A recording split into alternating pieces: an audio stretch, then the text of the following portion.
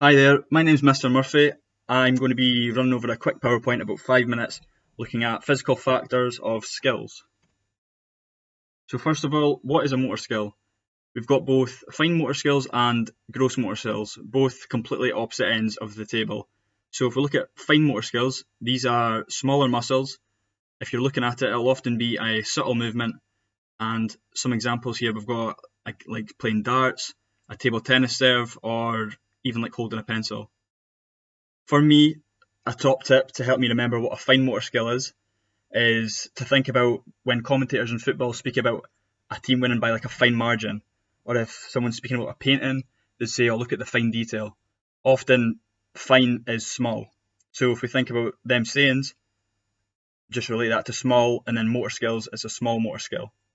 Okay, or subtle movements or smaller muscles.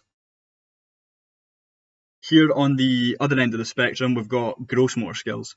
So this is larger movements using major muscles, and they can often be a lot more complicated than the fine motor skills. Some examples for this one, we've got running, football, basketball, or even in the bottom right hand corner here, we can see a tackle in rugby. So obviously the guy here, he's using his legs, his shoulders, his arms. He's using a lot of movement and major muscles to do the tackle here. So through this PowerPoint, we're going to be looking at skill classifications. We've got open and closed skills, simple and complex skills, discrete, serial, and continuous skills. First up is open and closed skills. So these can often be placed along a continuum, as you can see on your screen. We've got closed all the way to the left and open all the way to the right. Skills that you do in various sports, you can place them along this continuum. So it doesn't have to be all the way to the left on closed skills or all the way to the right on open skills. So you can kind of place them along this continuum. So for open skills, these are skills that you don't have control over and they're not predictable. Timing of an open skill depends on external factors to the performer. So this means it's externally paced. A good example is in badminton. When you're playing your opponent, they can dictate what skill you're going to play next. For example, if they serve it to the back of the court, you're going to have to use an overhead clear to get it back over. So that is externally paced and its factors external to the performer. If you've chosen your sport for the performance unit, you can give some examples of an open skill that you have to perform. So football, for example, you might need to do a sliding tackle. That's not because you want to, that's because it's externally paced. Your opponent's making you have to do that because they're dribbling past you. Closed skills are, again, just on the opposite side of what an open skill is. So you have more control over the outcome of these skills. This means that there's less external factors that can play a role in the outcome of the skill. Another example that I quite like is golf. So the golf is, the environment is predictable, and the golf swing is kind of down to just the golfer. I mean, I know you can get weather that could play an impact, but really the environment is quite stable and it's quite predictable. Task time. So here's a wee task for you. Along the bottom is that continuum again with open and closed skills. I want you to just pick 6 sports or 6 different skills from different sports and place them along this continuum.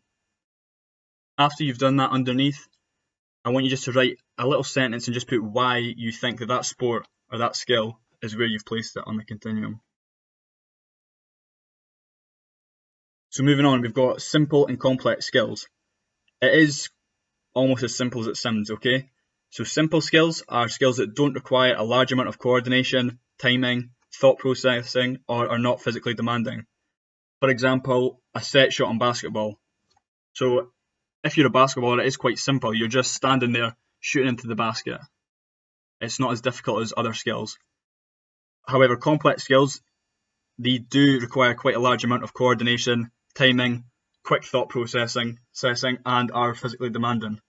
Again, the basketball example, compared to a free throw, a layup is a lot more complex. You have to think your foot placement, your hand placement, where the opponents are on the pitch, on the court, I should say, sorry, and where you're going to place that basketball in relation to the hoop and to the backboard.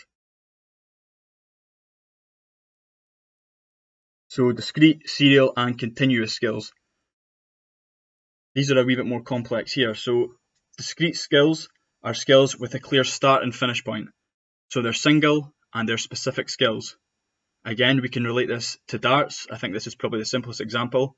The player throws the dart, it hits the dartboard, and that is the clear start. It's throwing the dart, the clear end is hitting the dartboard. Serial skills.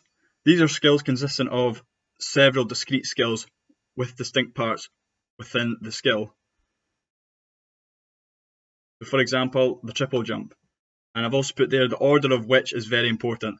So for the triple jump, this is important because you need to know where you're going to go for the first jump and then it'll end, where you go for the second jump with your second leg, where it'll start, where it'll end, and then of course the last bit when you jump into the sandpit. So there's a lot of start and finishes throughout the performance in this. A continuous skill is just what it says. So it's a skill with no clear beginning or end. As one cycle ends, another begins, and this will be ongoing until the performer decides to end it. For example, in swimming, not in a race, but if you were swimming in a pool, practicing or whatever, there's no clear beginning or end. The swimmer can keep swimming back and forth, doing lengths, until they decide it is over. You could also relate that to long distance running as well. So a skill breakdown. A skill can be broken down into 3 parts in order to better analyse which subroutines are or are not being performed correctly.